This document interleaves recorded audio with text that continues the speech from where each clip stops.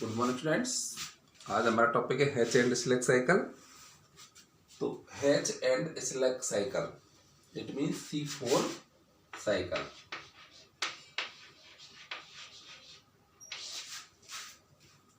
इस C4 cycle को C4 क्यों कहा जाता है? क्योंकि इसमें पहला स्थायी उत्पाद 4 कार्बन युक्त यौगिक ऑक्सैलो एसिटिक एसिड होता है, इसीलिए इसको क्या बोलते हैं? C4 cycle.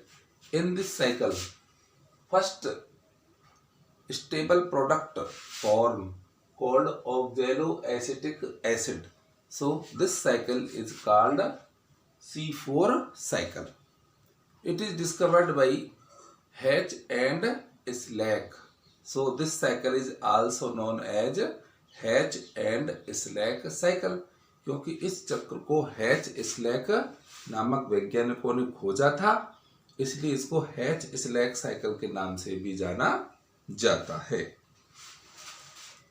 यह चक्र मुख्य रूप से एक बीजपत्री पादपों में गन्ना है, मक्का है, बाजरा है, उनमें पाया जाता है, और कुछ द्विबीजपत्री पादप जैसे कि यूफोर्बिया, एमेरेंथस और कुछ खरपतवारों में पाया जाता है। और जिन पादपों में यह पाया जाता है उनको C4 पादप कहा जाता है। This cycle is found in mostly monocotyledonous plant like as maize है, शुगर केन है एंड मिलेट है, and also found in few dicotyledonous plant like as Euphorbia, Amaranthus and some weeds and that plants in which this cycle is found called C4 plants. जो C4 पादप होते हैं उसमें दो प्रकार की प्रकाश संश्लेषी कोशिकाएं पाई जाती हैं। C4 पादपों की जो पत्तियां होती है उसमें दो प्रकार की प्रकाश संश्लेषी कोशिकाएं पाई जाती हैं। एक तो है पर्ण मध्योतक कोशिकाएं और दूसरी है पूल आच्छद कोशिकाएं। पर्ण मध्योतक कोशिकाएं और पूल आच्छद कोशिकाएं। C4 plants have two types of photosynthetic cells. The leaf of C4 plants have two types of photosynthetic cell, mesophyll cells and bundle sheath cells. पूल आच्छद की जो कोशिकाएं होती हैं ये समान बंडल पर माला के रूप में घिरी होती हैं।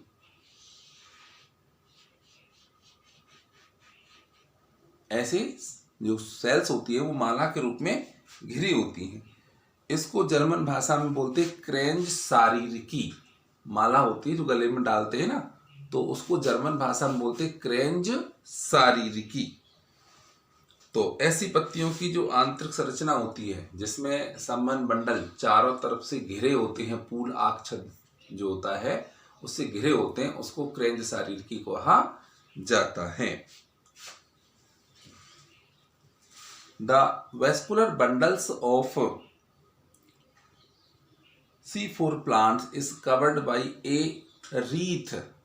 Vascular bundles are covered by a wreath around all of the direction in German language. This covering of sheath is called cranch, and these leaves are called cranch anatomy in a structure. Cranch anatomy are found only in bundle sheath cells, मतलब C4 cycle. अब जो C4 पौधे इसमें जो पत्तियां होती हैं, प्रकाश संश्लेषी कोशिकाएं भी दो प्रकार की हो गई, और दो प्रकार के इसमें क्या हो गए अपने हरितलवक भी दो प्रकार के हो गए। हरितलवक भी कितने प्रकार के होते हैं? दो प्रकार के होते हैं। पर्ण मध्योतक कोशिका के हरितलवक होते हैं छोटे, और बंडल शीथ पूल आच्छद कोशिकाओं के हरितलवक होते हैं बड़े। इसके हरितलवक होते हैं छोटे, इसके हरितलवक होते हैं बड़े। इसके जो हरितलवक होते हैं छोटे तो होते हैं परंतु सुविकसित और ग्रेना युक्त होते हैं। सुविकसित और ग्रेना युक्त होते हैं, जबकि पूलाक्षत कोशिका के हरितलवक बड़े तो होते हैं परंतु ग्रेना रहित होते हैं। इन C4 plant two types of chloroplast are found. In C4 plant, two types of chloroplast are found.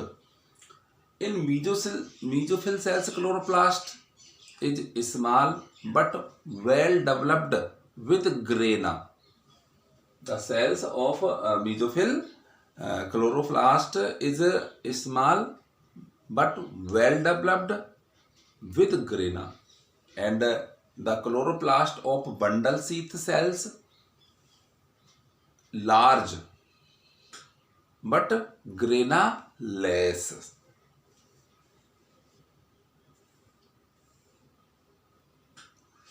इनमें जो थाइलेकोइड होते हैं वो स्ट्रोमा पटलिकाओं के रूप में पाए जाते हैं. The thylakoid are found in bundle sheath cell in the form of stroma lamellae.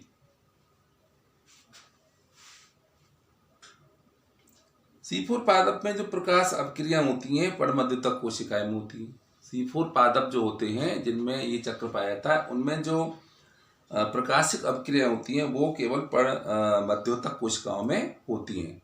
The photosynthesis process in C4 plants occurs only in mesophyll cells. The photosynthesis process occurs in C4 plant only in mesophyll cells. जबकि CO2 का स्वांगीकरण किस में होता है? Pool अक्षत कोशिकाओं में पूरा होता है. Photosynthesis process complete in mesophyll cells, but the assimilation of carbon dioxide is complete in bundle sheath cell. C4 पादपों में प्रकाश श्वसन नहीं पाया जाता. Photo respiration is absent in C4 plant. Photo respiration is not occur in C4 plants. क्या characters होते हैं C4 सेल्स के? इस चक्र की जो मुख्य विशेषता है वो आप जानेंगे, क्योंकि ये C4 चक्र दो प्रकार की कोशिकाओं में पूरा होता है. C4 cycle is complete in two types of cells. Number 1 mesophyll cells, number 2 bundle sheath cell. Number 1 पर्णमध्युतक कोशिकाएं और नंबर 2 पूलाक्षत कोशिका. तो दो कोशिकाओं में तो पूरा होता ही है. पूलाक्षत कोशिकाओं में कार्बोक्सिलीकरण द्वारा CO2 की सांद्रता बढ़ जाती है. तो यहां पर क्या है, concentration of carbon dioxide increase in bundle sheath cell, क्योंकि एसिमिलेशन किस में होता है? बंडल शीथ सेल में हो रहा है. तो बंडल शीथ सेल में जब एसिमिलेशन होगा तो उसकी कंसंट्रेशन है जो इंक्रीज हो जाएगी, और इसकी वजह से जब concentration of carbon dioxide increase हो जाएगी तो ये क्या करेगी? Stop the photo respiration. जैसे ही कार्बन डाइऑक्साइड की सांद्रता पूलाक्षत कोशिकाओं में बढ़ जाती है तो वह प्रकाश श्वसन को रोक देती है. अब इसकी मैकेनिज्म.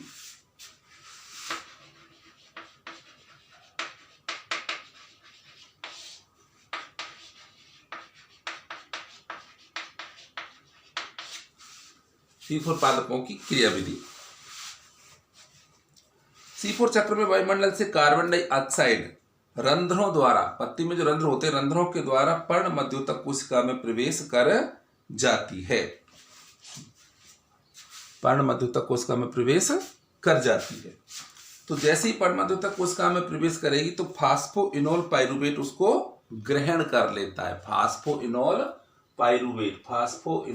पाइरूवेट उसको ग्रहण कर लेता है, और जो पेप्को एंजाइम से प्रेरित होकर के ऑक्जेलो एसिड का निर्माण कर लेती है. First step, the carbon dioxide from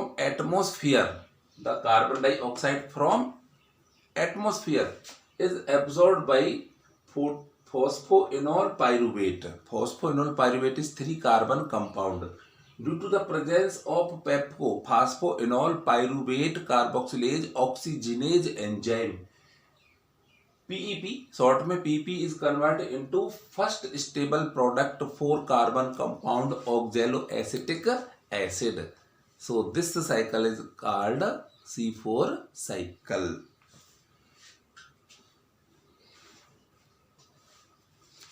अब ऑक्जेलो एसिड का अपचयन होता है. ऑक्जेलो एसिटिक एसिड का क्या हो जाता है? अपचयन हो जाता है, और अपचयन होकर के 4 कार्बन कंपाउंड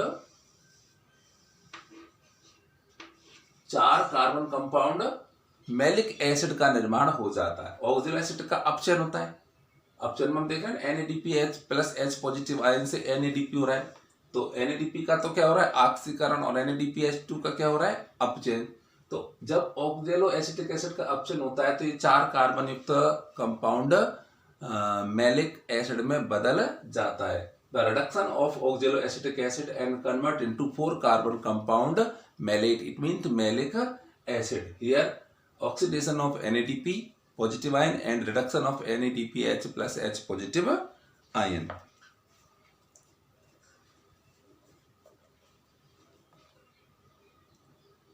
तो इसका ऑक्सीडेशन किस में हो गया NADP में, और क्या बन गया मैलिक अम्ल पर्णमोदित कोशिका से। अब यह मैलिक जो अम्ल बनता है ये पर्णमोदित कोशिकाओं से निकल करके पूलाक्षित कोशिकाओं में चला जाता है। Form malic acid is removed from mesophyll cell to bundle sheath cell. Now malic acid is enter into the bundle sheath cell from mesophyll cells. जैसे ही मैलिक एसिड पूलाक्षित कोशिका में आता है तो कार्बन डाइऑक्साइड की सांद्रता बढ़ जाती है। When malic acid come into the bundle sheath cell, it become the increase of concentration of carbon dioxide. अब कार्बन डाइऑक्साइड मैलिक एसिड में से निकल जाती है। तो अपन देखेंगे यहां से ये कार्बन डाइऑक्साइड, यहां से कार्बन डाइऑक्साइड कहां गई, ये निकल गई, ठीक है ना। तो क्या हो गया डीकार्बोक्सिलेशन। बी कार्बोक्सिलीकरण की वजह से मैलिक एसिड में से कार्बन डाइऑक्साइड निकल जाती है, और जब एक कार्बन डाइऑक्साइड निकल जाती है तो 4 कार्बन युक्त परमाणु से 3 कार्बन युक्त यौगिक पाइरूवेट का निर्माण हो जाता है। The process of decarboxylation, carbon dioxide remove from malic acid and malic acid 4 carbon compound just convert into 3 carbon compound pyruvic acid. This remove carbon dioxide due to the presence of RUBP goes to the Kelvin-Benson cycle and form sugar. Carbon dioxide malic acid से निकल जाती है तो RUBP जो अपन पढ़ चुके हैं ना C3 साइकिल में, तो C3 साइकिल ही तो है। रिबुलोज बाइफॉस्फेट इस कार्बन डाइऑक्साइड को ग्रहण कर लेगा रूबिस को एंजाइम की प्रेजेंट में, और ये किस में चला जाएगा कैल्विन बेंसन साइकिल में, और कैल्विन बेंसन साइकिल के थ्रू ये शुगर का फॉर्मेशन कर लेता है। ये C3 में अपन पढ़ लिया है।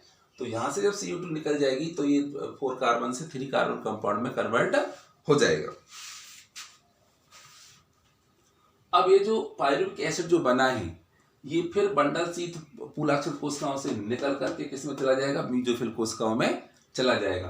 This pyruvic acid is enter into the mesophyll cells from bundle sheath cell,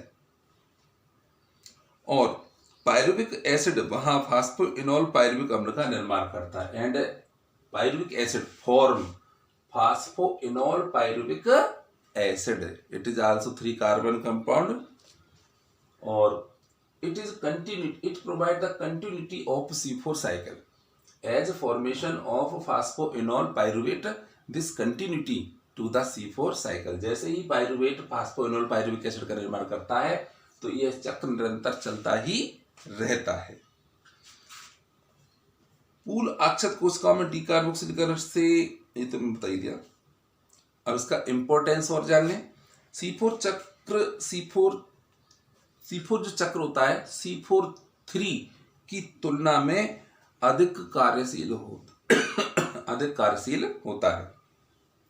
C4 cycle is more efficient then C3 cycle because photo respiration is absent in C4 cycle, क्योंकि C4 चक्र में प्रकाश शोषण अनुपस्थित होता है। इन पौधों की उत्पादकता C3 पादपों से अधिक होती है। The productivity of C4 plant is more than C3 plants. It become increase 3 to 4 times। The productivity is increased 3 to 4 times कंपेरिजनली C3 cycle. C3 पादपों की तुलना में जो उत्पाद है वो 3 से 4 गुना अधिक होता है। किनमें? C4 पादपों में। क्यों? क्योंकि प्रकाश शोषण नहीं पाया जाता। photo respiration absent. Due to this, the productivity of increase 3 to 4 times comparatively C3 cycle. अब इस चक्र का जो प्रमुख एंजाइम है वो कौन सा होता है? PEPCO. The main enzyme of this cycle is PEPCO. यह कार्बन डाइऑक्साइड की कम सांद्रता पर भी क्रियाशील रहता है. It is more functional due to the less amount of carbon dioxide. इसकी विशेषता क्या है? कार्बन डाइऑक्साइड की कम सांद्रता पर भी क्रियाशील होता है. This is functionable, less concentration of CO2. ये जो चक्र है C4 चक्र है, ये उच्च तापक्रम 30 से 45 डिग्री सेंटीग्रेड पर भी क्रियाशील रहता है. It become functional at the 30 to 45 degree Celsius. तो ये इसका इम्पोर्टेंस था. बाकी जो अंतर है वो आप PDF में पढ़ लेना इन दोनों पर. ओके.